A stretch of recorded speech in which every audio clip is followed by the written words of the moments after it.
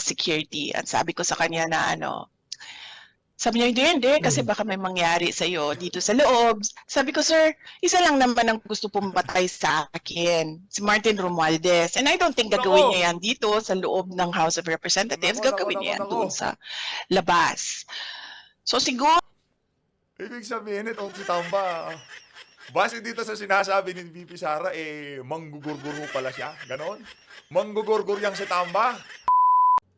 Ngayon ho mga kababayan, eh, naiintindihan na natin kung bakit napakatatapang nitong mga aso nitong si Tamba. Talagang gusto ho nilang sagpangin itong si Vice President Sara Duterte. Ikaw, Tamba, ha? Gusto mo palang gurgurin itong si VP Sara? Yan ang nga ho ba sinasabi natin? At itong si Manong Pulong Duterte, yan din ho ang kanyang mga sinabi dun sa mga nakita nating post. Kung ano man, kung meron mang mangyaring masama ngayon dito kay Vice President Sara Duterte dyan sa House of Representatives, wala ho tayong ibang sisisihin kundi itong si Tambaluslos, ang hari ng mga tamba dyan sa House of Representatives. Pero bago ho lahat ng yan mga kababayan, kung bago lang ho kayo sa PH Update, isang like at isang subscribe na, kung napakasaya na ho natin dyan. Sa mga gusto sumali sa ating community, alam nyo na ho gagawin. Yung join button, nandyan lang, nandyan lang ho sa baba. At sa mga hindi pa nakasubscribe, i-click nyo lang ho yung subscribe button. Nandyan din ho yan sa baba. Napakabilis lang yan. Wala pang 5 seconds. 1. O, i-click nyo na. 1, 2, 3. Ayun, di ba?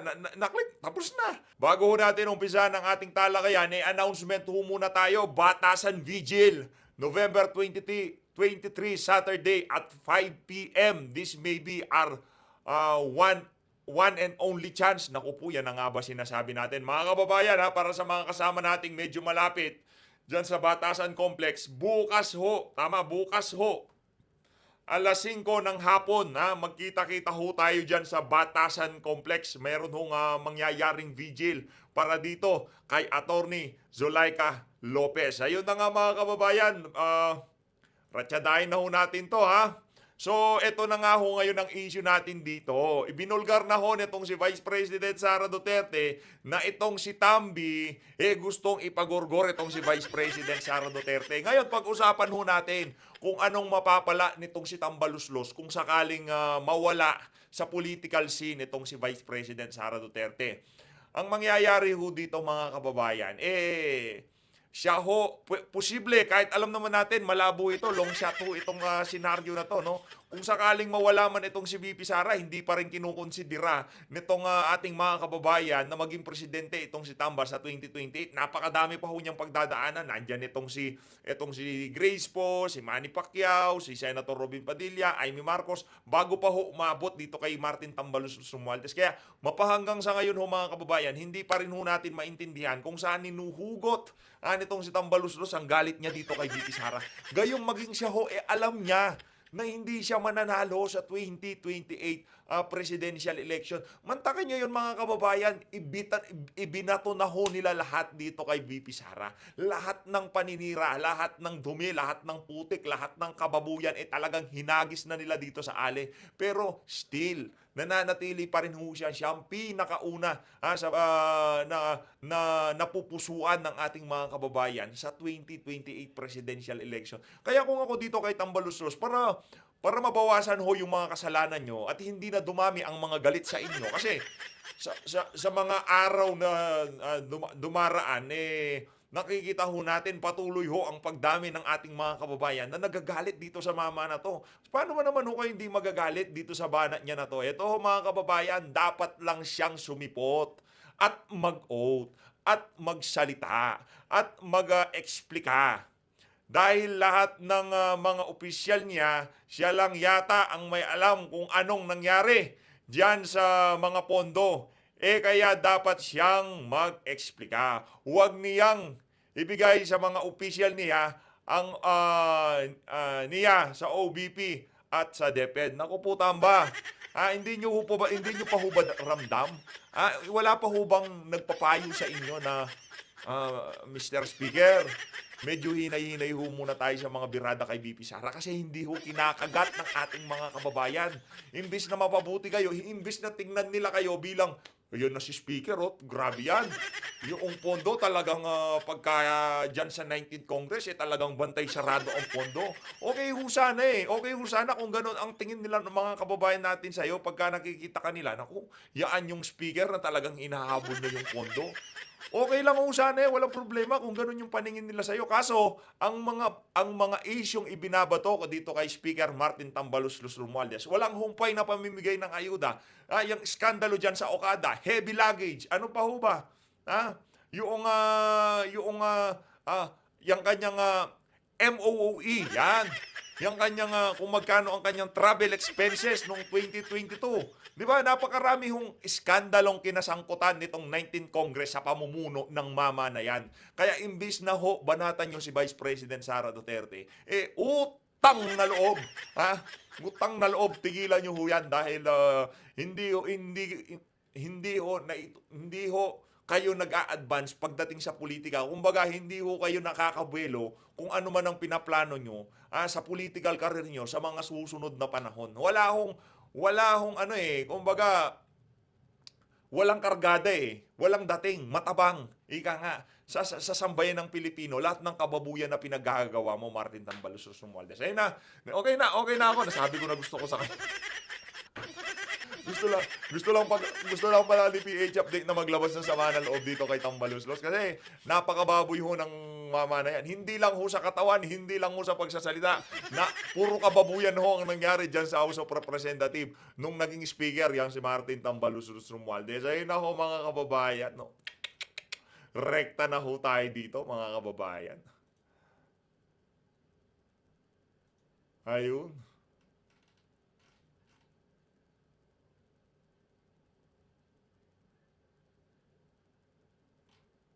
Eto na ho. Tuloy ho natin yung naging press con nitong si Vice President Sara Duterte, no? Dito na ho niya bibirahin itong si Martin Tambaloslos Romualdez. Grabe ho yung Grabe ho yung Sergeant at Arms. Nakipagtalo pa ho dito kay BP Sara. Kasi gusto daw ho niya na paalisin itong si BP.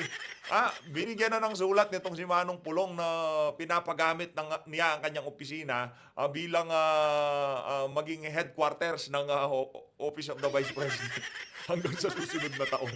Kaya para doon sa mga galit kay BP na congressman diyan, wag ho kayong mag-alala, matagal-tagal ho yung makakasama si BP diyan, no? Hanggang next year siya diyan. Tuloy.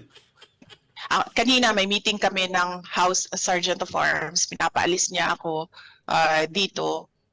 And then sinasabihan niya ako, because we have to put extra security because the Vice President is here. And I told them, sir, I am not your security problem. Kasi meron namang akong sariling security.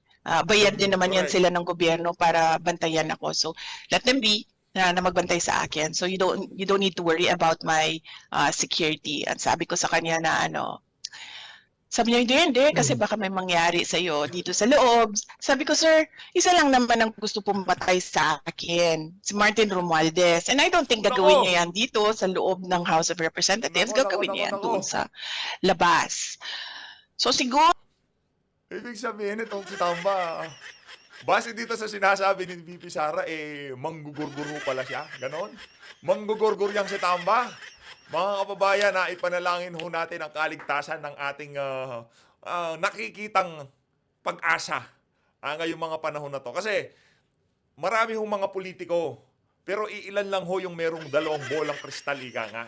Itong si Bibi Sara, hindi lang ho dalawa yung bolang kristal niya 4 ho ang kanyang bolang kristal. Ang normal na lalaki, 2 bolang kristal lang ho. Dito kay BP Sara, puro bolang kristal ho siya. Mantakin nyo yun. Pumunta ho siya dyan sa House of Representatives. Dyan siya mag-uopisina. Gusto nyo, ganyan Gusto nyo, sige, dyan ako. Puro harm to the safety and security of OVP personnel. Yan lang ang maisip ko ngayon, top of mind answer. Okay. Siguro ma'am, last follow-up na lang. You said na si Martin Romualdez lang ang may gustong pumatay sa inyo. What made you say that? Well, because I know him, di ba? Mm-hmm. From the short time na nagkasama kami. I'm a good judge of character. Mabilis Naku. ako maka-assess ng isang tao. Okay po. Yun. Nababasa nitong si VP Sara yung mga mangga. Siguro medyo nung panahon na linapitan sila nitong si Aimee at nitong si nitong si nitong si Marcos Jr. Medyo yung pag-judge niya sa karakter nitong mga Marcos na to, medyo doon lang usap. Pero still, Bibi Sara, kung yung pagbasa mo sa tao talagang mahusay, dire-diretso nyo lang yan, VP. Nasa likod nyo ho ang sambayan ng Pilipino, no? At wag ho kayong mag-alala kung ano man ang maging desisyon nyo, at alam namin yung mga desisyon na yan para sa ikabubuti ng ating bansa. Hindi ho kami kasi kung ang isang leader yung kanyang track record wala naman ho talagang magawa, tapos magsasalita siya, meron siyang gagawing aksyon at sasabihin niya para yan sa kapakanan ng sambayan ng Pilipino. Mag-isip-isip ho kayo. Pero pagka itong mga individual na to, mga politiko, nagsalita, pero meron ho silang pinapakitang resulta, meron ho silang exhibit ika nga. Yan yung mga kailangan natin. Tuloy. Nagkasama kami sa kampanya. And I'm no psychologist, pero that man has so much baggage and insecurities sa buhay niya. Naku po, nandun mga insecurity. Yan na nga ba sinasabi natin? Yung mga insecurity na yan. Marami hong kagaya yang si Tambaluslos. Na politiko. Marami hong kagaya yan, no? Si Gonzales. Sino pa? Yang si Suarez. Naku, dami hong kay VP Sara. Yeah, ma'am. Thank you. Okay. Okay, thank you, Dempsey. Next question. Kat Domingo, ABS-CBN. Kat? Eto, ituloy natin dito sa malaki si BP, no? Yeah, ma'am. Thank you. Tayo. Okay. Yun. Okay, thank you, Dempsey. Next question. Kat Domingo, ABS-CBN. Kat? Kat, are you there? Kat? Good morning, are you good there, evening, Kat? Vice President. Ma'am, during your first few press conferences with us, you mentioned that merong triumvirate or triangle power, something like that. And you mentioned na sa susunod na press conference nyo na babanggitin, particularly some details about the House Speaker and the First Lady. May we finally know ano po to, ma'am?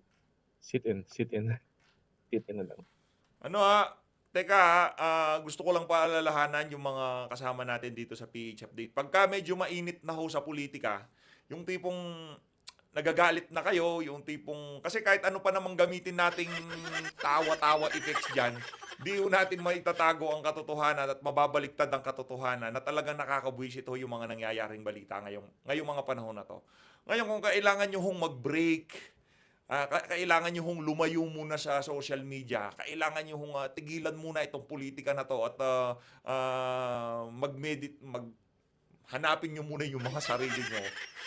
Magpahinga ho muna kayo mga kababayan kasi mahaba-habang laban pa ho ito. Baka sumubra yung stress nyo, magkasakit kayo, kung ano pang mangyari sa inyo. No? Paalala lang ho, kung medyo feel nyo medyo, ay grabe naman ang politika, sobrang yamot na kayo sa nangyayari, kada balita parang di pumapabor sa atin.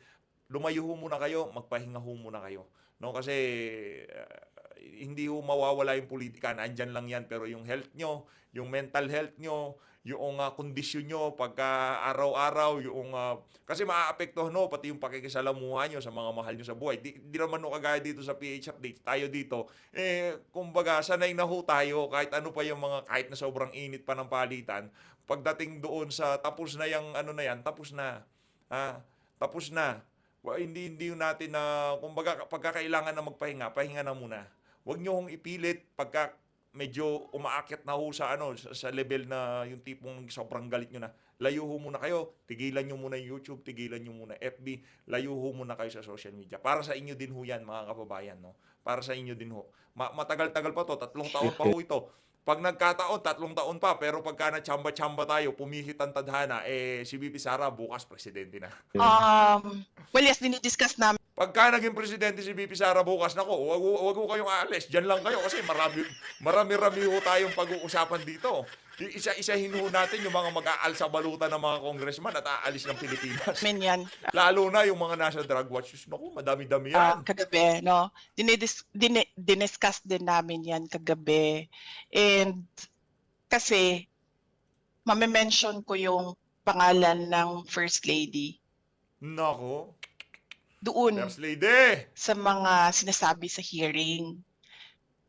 And, alam mo yon, ang gusto lang naman namin kasi lahat sa Office of the Vice President ngayon, magtrabaho. In fact, kung makita nyo doon sa loob, if you're allowed to visit Yusek Lopez, isang buong malaking plastic box ng documents ng trabaho ang ginagawa niya. Ganun din ang gusto ko, that I be allowed to attend my events and go around to talk to the people. Yun lang ang gusto namin. Kaya, Yun naman ang ayaw nila. Yun ang pinaka, kumbaga, pag nakikita nilang gumaganon si VP Sara, medyo nakikiliti sila na, naku, nasaan na naman si VP? Kung saan, walang dala-dalang ayuda, pero ito, walang ayuda, pero pinagkakaguluhan ng mga tao. Si Tamba, meron ng dalang ayuda, diring-diri pa rin yung mga tao. Gumagano pagka nakikita, naku po si Tamba yan, naku, kadiri. sinasabi ko, kung pwede sana sagutin ko yung mga tanong doon sa committee. Kung umabot ko kayo sa bahagi ng video natin na to at hindi pa ako kayo nakasubscribe, bibigyan ko kayo ng 3 segundo. Eto na, click nyo lang yung subscribe button. 1, 2, 3. Ganun lang kadali, di ba? Hearings sa ibang araw because I'm waiting for them to push it para makasagot ako. Sa ngayon kasi kulang pa eh. Para sa akin kulang pa. So I'm waiting for them to push it para ako magsalita. Hindi ako nagsasalita ngayon kasi ang gusto ko nga ituloy na lang nila yung hearing nila at tapusin nila kung kailan nila tapusin para makabalik na kami sa Siguro yung yung last card nitong si VP Sara masyadong, kumbaga, explosive ba? Yung tipong pati Malacanang mayayanig pagka ilinabas ni VP Sara yung kanyang na yan, yung last card niya na yan. Kaya pinipilit niya, kumbaga, yung mga barahan niya talagang pinapakatabi-tabi niya, no? Hindi niya basta-basta, hindi siya nagpapadala sa kanyang emosyon. Yan, huwag kayo magpadala sa emosyon. Relax lang, matagal-tagal palaban, ha? Huwag kayong magpadala sa mga emosyon nyo, lalo na yung mga matatandang, hindi na, makamagal na. Yung mga may edad, yung mga meron ng hypertension, yung mga meron ng diabetes, no? Relax lang ho kayo, no? Gusto ko hong makita nyo na maging presidente itong ali na to at sabay-sabay ho tayong magbubunhi. Kaya, pagka medyo mainit na, distansya muna, pahinga ng konti, kinabukasan balik ho kayo. Bakbakan tayo ulit. Ngayon, pagka mainit na naman, layo kayo, pahinga, kinabukasan, bakbakan na naman ulit. Huwag niyong didiretsuhin. Naku, mabuburyong ho kayo dyan. Ano ho yan, ang politika ho, napakasalimuot at iba ho yung politika. Hindi ho siya kagaya ng showbiz, tatawa lang kayo, iiyak lang kayo. Dito pumapasok sa utak, pumapasok sa kasukasuhan, you know? Loy. Ma'am, may we at least know kung anong issue po yung yung kinakasangkutan nila allegedly? Is it a corruption issue? Is it just a matter of politicking? it's about envelopes Nalaman mo din. na sinasabi. Ako, itong si Lisa Araneta. Sorry, ma'am, envelopes? Envelopes. The one with the money, Envelopes. ma'am, does it mean that it may have originated from the House Speaker and the First Lady po? Ayoko na I'm waiting for them. I'm waiting. Oh, I see. Kaya pala yung envelope issue. Hindi nila binrought up nung huling hearing. Alam ho nila na matutusta sila dyan sa issue na yan. Naku For po. them. na umabot sila doon. Ngayon kasi tinigilan nila yung envelopes Tinigil nila. Hindi ko alam kung naririnig nila yung mga discussions namin, nakikinig sila sa mga discussions namin. Tinigilan nila eh. So I'm waiting for them to push. Inaantay ko kung ano yung mga sasabihin nila para one time na lang yung sagot. Okay, ma'am, may we at least know kung sino po yung congresswoman or man na sinasabi nyo na may utang sa husband nyo ng 9 million pesos, as well as the lawmaker whose dad has been apologizing to you over his or her conduct in the hearings. My Sit and goodness, sit and 9 interview mo. million. Better sit in. Yeah. Ang pera So, niyan. oo, hindi ko masabi kasi hindi ako nagpaalam sa asawa ko na sasabihin ko yung pangalan. Eh, kukunti lang naman yan sila nandiyan sa Committee on Good Governance. Hanapin nyo yung may mga kaso. Tapos, kukunti lang din yan sila dyan na may tatay na politiko. So, Naku, sino? Naku, parang nagkakaano na. Sino ba? Si, ano ba? Pami Zamora? Yung iba tatay na yung mga yan, kaya hindi, tanggalin natin sila sa equation, no? Yung mga bata-bata, si Zamora, si Rog Gutierrez, si Adyong, sino ba? Si ilan lang naman nga by naman sila dyan. process of elimination, madali nyo lang mahulaan kung sino. Sorry, Thank you po. sandali lang ha. Ay, Hindi sige ko po. exclude na natin si Franz Castro. Hindi yan Wala. tatanggapin na kaso ng husband ko.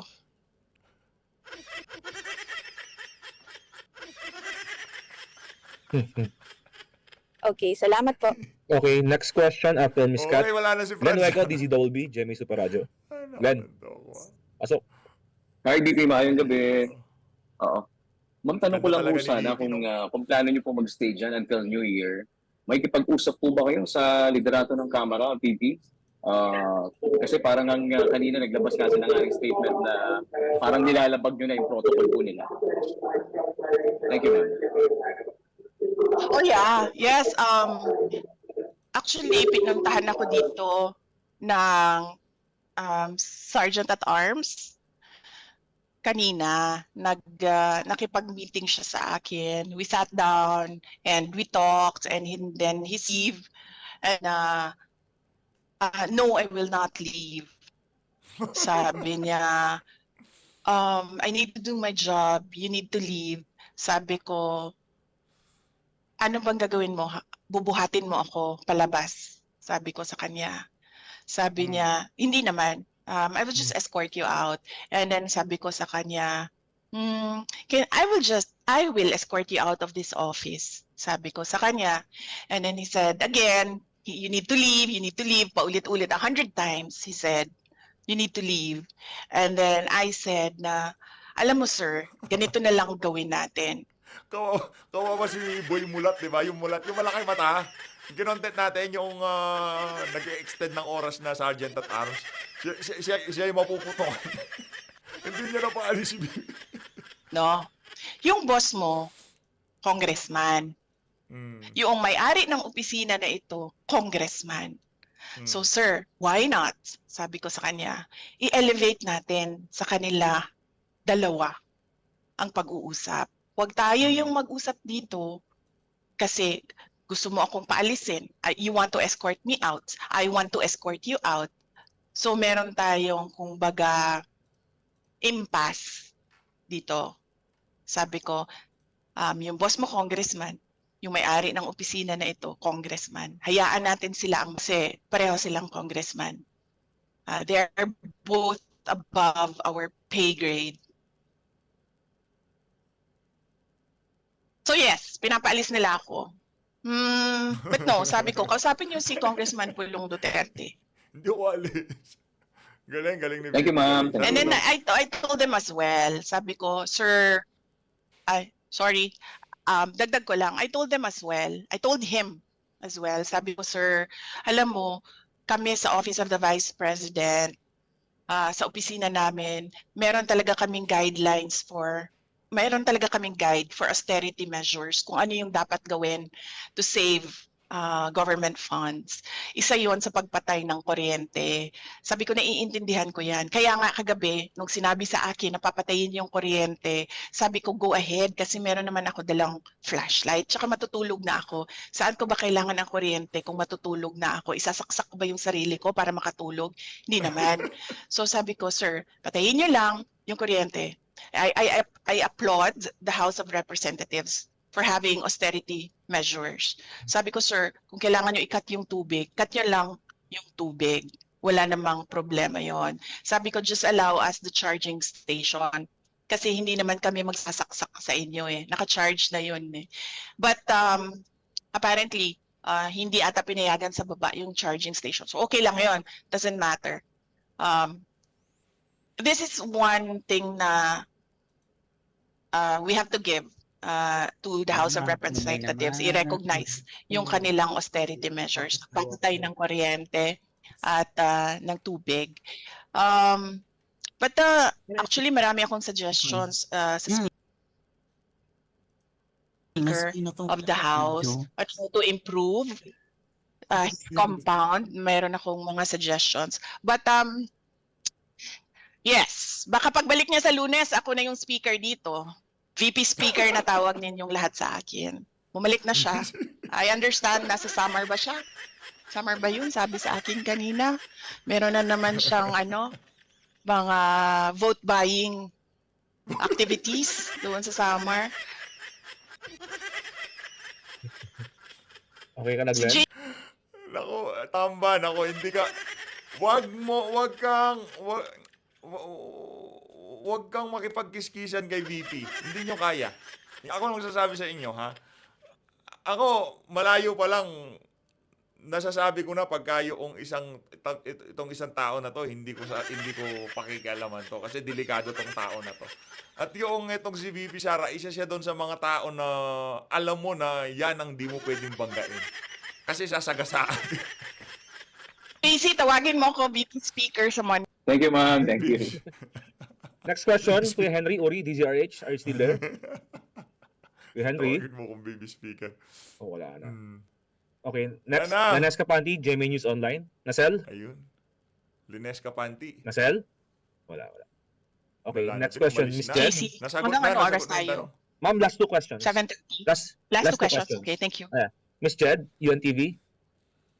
Wala na din. Evening Jen? po, VP. Hmm. Yes po. Apo. Hmm. VP, itanong ko lang po, what do you think would stop all these seemingly attacks against you po?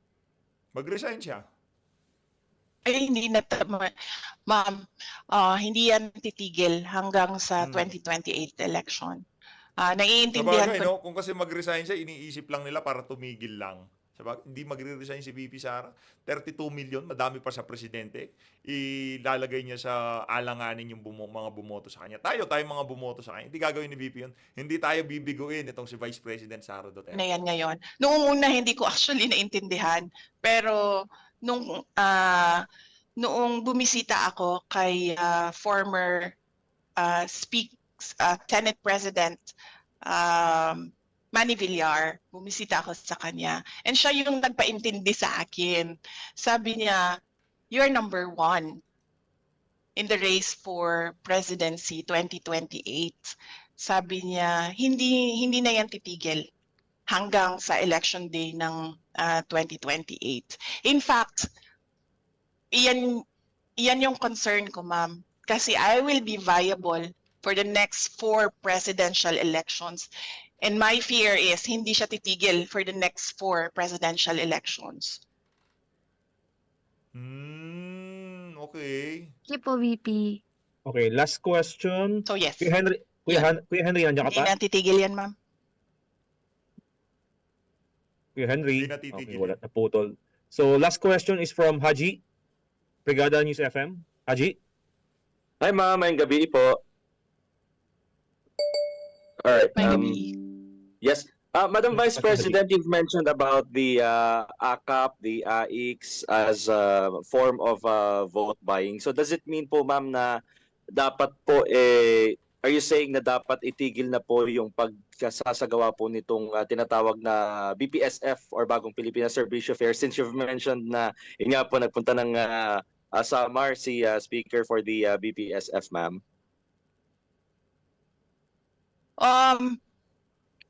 Well, yes, that is a matter, no, na dapat pag-usapan ng executive department. Kasi clearly, ginagamit naman kasi talaga siya sa vote buying. In fact, noong nakaraang barangay elections, meron akong kausap na isang member ng House of Representatives. And then tinatanong ko siya, sabi ko, magkano ba yung suporta mo sa mga barangay candidates? And then sinabi niya, no, I don't give. Binibigyan ko lang sila ng allotment ng wala pang akap on eh. Binibigyan ko sila ng AIX and tupad. So clearly sa ganun meron ng parang some sort of admission from a politician na ginagamit siya for vote buying. In fact, noong nakaraang election din ng barangay election, merong nag-file ng case talaga, 'di ba, sa Davao Region. Kasi ginamit siya pambayad sa mga botante. Nako. Well, kung ako ang presidente, hindi ako papayag ng ganyan. Kasi para saan ba yan? 'Di ba para sa mga individuals in crisis at para sa mga kapos? Ang dami-dami kayang nakakatanggap na hindi in crisis and hindi kapos. In fact, sabi nga nung DSWD, bago lang, 'di ba? Nagpalabas sila ng news item. Sinasabi niya doon, wag i-politicize ang pamimigay noong kanilang ayuda. GC, I see that certain Dodi and Kat Domingo naka-raise yung kamay nila. Gusto mo ba sila Ma'am, done na ako, i-acknowledge? sorry. Or Dan wala na si hindi? Dan na si Dan na po si Kat. Kat is done. Okay. Okay. Dodi, Okay. Oh, Sige. last really? question. Yes. Hello, BP. Oo, may Dodi Magandang na oo. Yeah. Okay, so citizen lang ako, average citizen, average voter. So, obviously, hindi naman talaga in aid of legislation yan. Tama kayo, BP. And para sa akin, kayo yung kauna-unang nabudol si BBM. Election pa lang, alam natin, by 2028, kung sino yung susunod, and alam natin lahat kung anong gagawin ng mga yellow and left para ma-prevent yan. Pero look at us now. Ngayon sa bansa natin na nagiging voice of reason, ito mga left. Mga left, something is wrong. Diba? Ang ako lang, ma'am, is hindi naman seryoso, pero you think may sibling rivalry itong si Senator Amy at BBM? Kasi ini-expose at na-expose tuloy yung leadership ng kapatid niya. Yun lang, ma'am. Sibling rivalry. Hello? Feeling ko, Well, hindi ko alam. hindi tayo. Sa tingin natin, kung merong rivalry itong magkapatid, sa tingin natin, wala silang rivalry. Kung ano man ang nakikita ng ating mga kababayan na ginagawa nitong si Senator Amy Marcos, kasama ho lahat yan sa ika nga nila diyan sa kanilang master plan, no? Lahat ng ginagawa nitong si Senator Amy Marcos, pag-question sa AKAP, pagbanat dito kay Tamba, magkano ho yan, kasama ho yan sa kanilang master plan. Na kunyari itong isang Marcos, kumampi sa mga Duterte para hindi pa masyadong mainit ng bakbakan sa social media ng mga Duterte at mga Marcos. Pero tumatakbo ng pagkasenador. Ay, alam naman ho natin, oportunista, manggagamit, yan ho mga Marcos eh. Wala ho tayong magagawa. Talagang gagawin ho nitong Senator Amy Marcos magpabida na kailangan dagdagan ng budget ng Office of the Vice President. Habang ang kanyang kapatid talagang kulang na lang, wag bigyan ng at pinsan kulang na lang, wag bigyan ng budget itong si Vice President Sara Duterte. Siguro wala silang sibling rivalry, pero meron silang kanya-kanyang interest. Ayan. Yung interest nitong si Amy, ma-re-elect. ng pagkasenador. Interest ni Bongbong para mawasak si BP para maiupo nila sa 2028 si Tamba. Yun lang naman ho yun. Ngayon, hindi na ho pinapasinungalingan ni Tamba na Speaker, tatakbo ba kayo ng pagka-presidente sa 2028? Wala na hong mga ganon. Maliwanag pa ho sa sikat ng araw, sa kaliwat kanan na pamumulitika niya, talaga hong gusto niya maging presidente sa 2028. Kung hindi ko alam yung sibling rivalry. So wala akong personal knowledge sa sibling rivalry.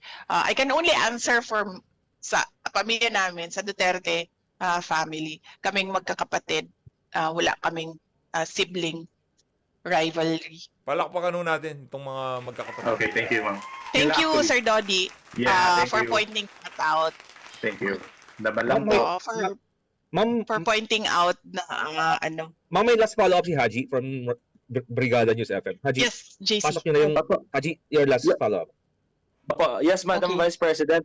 Lastly, ma'am, sorry, I clarify ko na po kasi I need to ask this kasi nabanggit po ninyo kanina na you're planning na po as hanggang at least until Christmas or until the New Year kasi parang part to ng planning ninyo na baka sakali na or your expectations would be baka abutin ng ganun po katagal yung contempt order ng since yung mga congressman po yung yung nagsasabi kung hanggang ilang araw. Pero ma'am, sorry po, pero may mga gamit na po ba kayo until at least Christmas sa House of Representatives po? Since indefinitely you were allowed naman po ni Kong Pulong na magstay. Yes, meron akong gamit dito. Actually, ang problema kasi dito, hindi ako nakapaghanda ng maayos. Kagabi lang kasi during our meeting, my meeting with Yusek Lopez na bring up na based on the timelines of Ilocos 6, the case Ilocos 6, umabot sila ng Pasko, umabot sila ng New Year. But nagpabili na ako kanila ng tali kasi dito na lang ako maglalaba. And then dito ko na lang din i-dry yung clothes ko. Medyo madami naman akong t-shirt na nadala. So pwede pa siya. Paulit-ulit lang. Kasi uniform naman yung dinala ko eh. So hindi siya halata na paulit-ulit. Kasi uniform siya ng OVP lahat. Opo. And yung day-to-day activities niyo po, ma'am, as Vice President, ay dyan po kayo mag-office, kumbaga.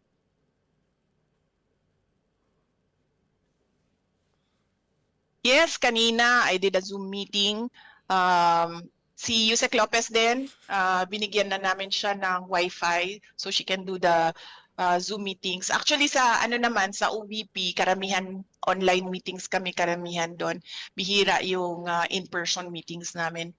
Doon naman sa mga na-cancel na mga Grabe galing ni BP, no? Lahat ng ginawa nila, pinaghirapan nila pagpapahiya kay Atty. Lopez. Ganyan ginawa ni BP. Ganyan gusto niyo. Titira ako dyan. Yan ang gusto niyo. Pahiya niyo yung mga tao ko. Hindi. Ako titira dyan sa... Diba? Ang galing talaga. Galing. activities. Ang ginawa namin ay Pambira. gumawa kami ng mga video messages. Ginawa namin kanina, 3. And then we have pending 17 video messages that we will do in the next 2 days. Dagan kayo salamat, ma'am. Okay. Okay, that wrap ups our Thank you, press briefing for Sir the Jay. opening meeting. Sige na. Madam VP, sorry po. Meron pong one question lang from one vlogger po, CJ Ugalbot po. Baka pwede po natin. Sir EB, si Sir EB. O, ito na, si Sir EB Ugalbot na. Bibira na siya. CJ, are you there? Oh, yes. Opo, sige. Sa vloggers tayo? Okay. CJ? Hoy, si Sir EB. Idol ho natin yan. Matalino, Or kung mataba hindi po utak si EJ, yan. si MJ Cambao? Is he here? Si Ma'am MJ do you have any Cambao, questions nandyan din. for Magaling din mo yan. Madam, VP? Magagaling lahat, ah. Sino ba? Alright, so mukhang wala po. Pero meron pa pong nag-raise ng hand eh. Okay. Are we going to... sino po? Ayun po si EB Ugalbot po. Yes, si Sir EB. Yan. Magaling yan. Idol natin yan. Opo. Magaling Yes. yan, magaling si Sir EB. Ay, Inday. Magaling nga, pagka magaling talaga. Yes, last question, sir. Ay, from Cebu, Liloan. The Apo, land of sir. the Castos. Day, how... Maayong gabi. Yes, mayong gabi. how is the family, no? Your husband, Mans, and the children, and PRRD dealing with what has been going on for the last 24, almost 30. Mm. Mga kababayan, no, ito lang pakiusap ko. Hindi lang sa PH Update, maging sa ibang mga vlogger. Lahat ng mga vlogger, no, i-share nyo ho yung mga video. Pagka meron mga ganitong klaseng explanation si Vice President Sara Duterte. Ano ho kasi pagdating sa mainstream media, ang guluhon nung kasi yan. I-splice lang yan. Hindi naman nung papakita, kagaya ng pagpapakita natin, lahat ng tanong, sagot, lahat na, wala akong ganyan. Sa mainstream media, lahat ho, basta yung mga akma lamang dun sa mga naratibo ng kanilang mga balita. Yun lang ho ibabalita nila. I-share nyo ho yung mga video. I-share nyo ho lahat ng mga video na kung saan nagsasalita si BP. I-ano nyo ho lahat ng mga channel na nagko-content dito sa press ko na to ni BP. I-share nyo ho lahat ng video. No, para mas marami ho sa ating mga kababayan ang maliwanagan kung anong klaseng kalukuhan ang nangyayari ngayon sa ating bansa. 6 hours na with you there in the house, and your plan actually to stay there for a while until about after the new year of 2025. Yes, sir. Opo. So as long as merong ma-detain na OVP personnel, kung saan man yon sila ma-detain, our preparation is lalapit ako doon sa kanila so that I can visit them every day para hindi ako nagbabiyahe ng matagal on the road. And then I can do a lot of things as well dito sa office. CPRD, hindi pa kami nagkausap, but knowing PRD, baka nga gusto nun pumunta dito. Kaso isa lang yung sofa dito, kaya hindi pwedeng pumunta si President Duterte. My husband, nag-text siya kanina, nagtanong siya kung ano yung mga kailangan ko, and then I told him na kompleto naman yung mga gamit ko dito, so walang problema. And then sa family na naman kasi namin, sir, kapag merong isang parent na wala sa bahay, we always do a video call every night. So meron kaming ganun every night, basta merong isa sa amin na wala sa bahay. So meron kaming communication or meron kaming family discussion every night. Ang hindi ko palang nasabi sa mga bata is kung nasaan ako ngayon. Kasi ang expectation nila ngayon nasa Cagayan de Oro ako. But tonight, during our video call, sasabihin ko sa kanila kung nasaan ako. Especially so that yung isa sa mga anak ko, ninang niya, si Yusek Zulaika Lopez. The only ninang. Kasi ano lang yung godparents niya. Isang ninong, isang ninang. And they're very close, yung anak ko tsaka si Yusek Lopez. So I expect her to understand kung bakit nandito ako. But mag-usap kami mamaya. Nay, follow-up question na lang, no? You mentioned Thank you. Baka pupunta si PRRD dyan. Yes. What if maraming mga supporters mo ang gusto na rin pumunta dyan sa Batasan, mga ordinary Filipinos? Yes. Yan din madami actually nag-text sa akin, sir, na gusto nila pumunta. And then sinasabihan ko sila na wag na kayo pumunta. Alam ko lahat ng mga tao ngayon ay kulang ang kita, kulang ang hanap buhay. Sabi ko sa kanila, tumutok na lang muna kayo sa mga trabaho ninyo para maganda or masaya yung Pasko ng mga pamilya ninyo. So yan yung lagi ko sinasabi sa mga tao na sinasabi nila na pupunta sila dito. And then meron ding one or two politicians na nagsabi na pwede ba silang bumisita dito. And then I told them na bisita na lang siguro sila sa office hours na ang House of Representatives. So wag during weekends kasi wala namang opisina dito. And wag after office hours. Thank you, Day. VP, palihog Thank po. you! Sorry, last na ma'am. Mayong gabi! Magandang... Yes. Ma'am? Yes. PRRD. Ma'am, sorry. Makapunta kayo? VP Sara? Hello? VP Sara, sorry, I have to ask a question. Yes, ma'am. Your father po, si former President Sino Duterte to? po, when he attended the Quadcom hearing po before, no? And you were Marian there. TV5. Opo. So, si PRRD po, he took the oath po when he attended the Quadcom hearing tungkol nga po dun sa EJK po nung patay dun sa kanyang drug war. And during our ambush interview po after that, sinabi niya, he is urging you no to do the same din sana. So far po ma'am, kasi yung ma-attend po ngayon na OVP officials have no personal knowledge po regarding the confidential expenses. And ang itinuturo nga po nila na ay ang special disbursing officers and chief of staff and kayo po na may nakakaalam nga po dito sa confidential funds. So yung lawmakers po right now are still very hopeful that you will attend the hearing, explain and answer the questions po about the over 600 million confidential funds ng inyong opisina at paano po ba talaga ginasta. Medyo hostile tong nagtatanong na to. Parang kakapasok lang niya, nagbibida-bida siya. Kanina pa nga niya, ang tagal nang nasagot niyan, madam. Itong pondo po ng taong bayan. Marian, last question, wrap up here. Kindly wrap up. Okay. Yes, okay. Yes, nagets ko.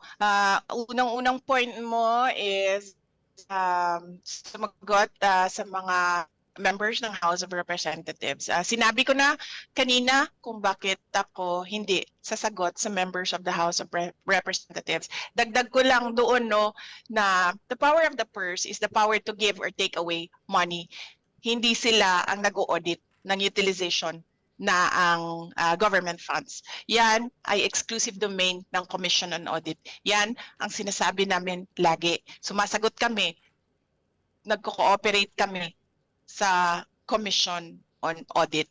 Kahit pa we feel na sinasabihan na ang Commission on Audit ng mga House of Members, some members of the House of Representatives kung paano mag-audit, nandoon pa rin kami sa full cooperation sa Commission on Audit.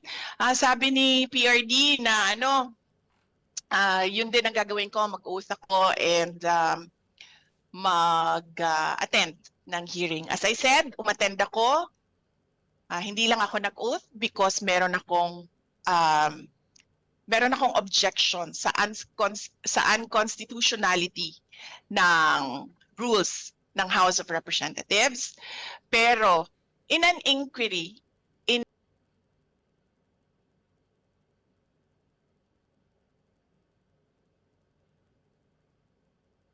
constitutionality ng rules ng House of Representatives, pero in an inquiry in aid of legislation, does it matter kung may oath o wala yung tao? Nandyan yung tao as a resource person. You're there to ask them information para makakraft ka ng batas. So, does it matter kung naka-oath siya or hindi? Kasi pwede mo, you as a legislator, you have to sift through all the pieces of information that were given, diba? Hanapin mo ano ba ang dito relevant, ano bang hindi relevant para ka makagawa ng batas. Pero hindi naman kasi ganun nang nangyayari. Ang ginagawa nila, they're taking on the role of a prosecutorial investigation. And pagdating naman kay PRD, he's already a former president. So, sabi nga niya, di ba, huwag kayo maniwala sa akin kasi vice president lang ako. Hindi ako maniniwala sa kanya kasi former president siya. Hindi naman siya incumbent. Ano tayo ngayon? Sutil Friday. Alam ko yung mga ganong klaseng tirada, madam. Alam ko yung mga ganong klaseng president. Pero magaling talaga. Magaling. Ayun na nga mga kababayan, dito na natatapusin ang ating reaction video. Maraming salamat sa pag-support sa PH Update. Isang masigabong palakpakan para dito kay VP Sara. Maraming salamat po. Mag-ingat po kayong lahat. Mahalin natin Pilipinas.